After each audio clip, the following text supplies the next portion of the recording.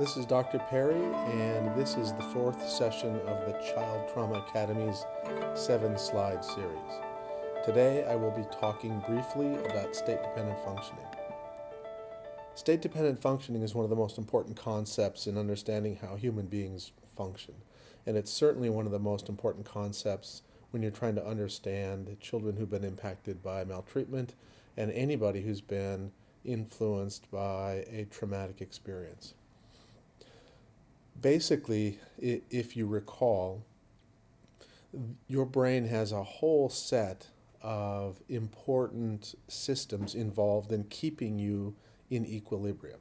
These systems, broadly considered the stress response apparatus, are continually getting input from the external world and from the internal world. And as that input comes in, your brain will process it at different levels and basically make a variety of, quote, decisions about what to do with that information to keep you in balance, to keep you in what we call homeostasis, and to keep you alive. And one of the crucial microarchitectural components of that is the stress response networks that originate low in the brain, and we've talked about this in previous sessions, and then they send essentially to every part of the brain direct connections to allow you to orchestrate and integrate function in a meaningful way. And they also influence outflow to the body through the autonomic nervous system, the neuroimmune system, the neuroendocrine system, and so forth. So you have this set of networks that are continually monitoring the world, and you have a set of networks that are continually able to act on that information. Now, one of the first things that happens is when your brain starts to get information that tells you what's going on inside and outside, is that there will be a determination about what parts of the brain you really should be using, what parts of the brain should be in control, what parts of the brain should be regulating and monitoring your functioning in that moment. So when you get signals from your body and from the outside world that say, listen, you're not hungry, you're not thirsty, you're not cold, you're in this nice equilibrium, you're in a safe and familiar environment, the sensory environment's not very complex, there's not a whole lot of novelty, you can literally be calm.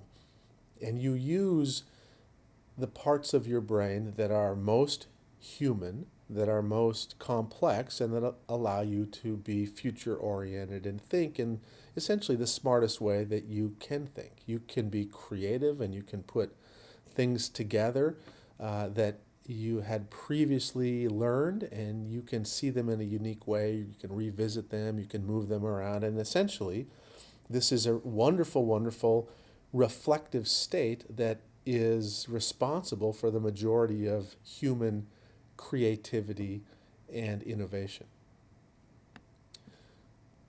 As you start to get signals from the world that it's a little bit more complex, that things are there's a little novelty out there, there's something I need to focus on in the external world, you get to an active alert state. And you start to use lower parts of the brain to control your functioning.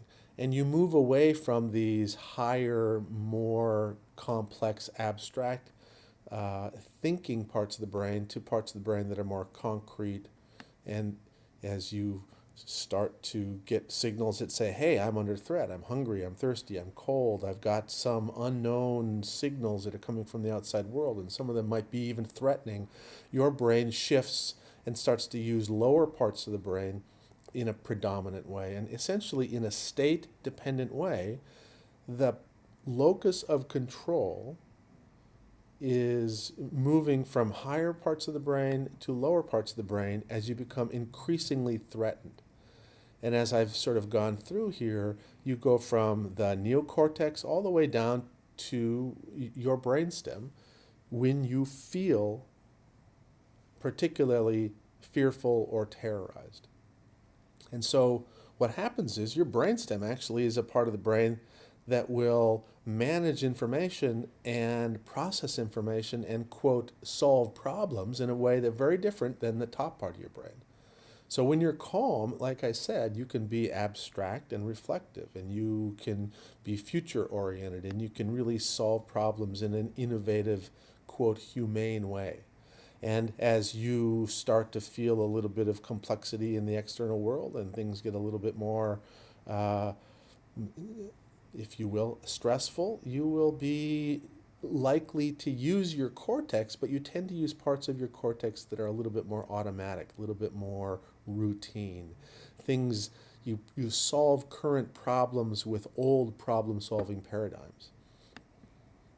And again, in a state of alarm, as you get more threatened, your style of cognition shifts to be much more emotional and ultimately reactive. And then finally, when you're in a state of fear, you really aren't thinking. You're essentially reacting. And your behavior and your, quote, problem solving in that moment is very reflexive. This, of course, is good if you have a situation where you don't have the time to process and come up with a solution, and you just need to act. You need to jump out of the way of the train. You need to immediately remove your hand from the hot object. That's appropriate. But it's really not going to result in a very complex solution to a problem if you are in a state of high alarm or fear and you are trying to solve complex problems. You will get categorical, in many ways, very black and white type solutions. You will not see things in a complex, nuanced way. And so, in a real way, it's if you looked at, if you would, the IQ that you could reflect when you're calm, it's going to be relatively high. And if, let's say, you have an IQ of somewhere between 120 and 100, you're a little bit above average. And all of a sudden you start to go out into the real world and everyday activities, you actually are going to solve problems in a way that's a little bit less intelligent than you would if you had lots of time to reflect on the issue. And the more threatened you get, literally, the dumber you get.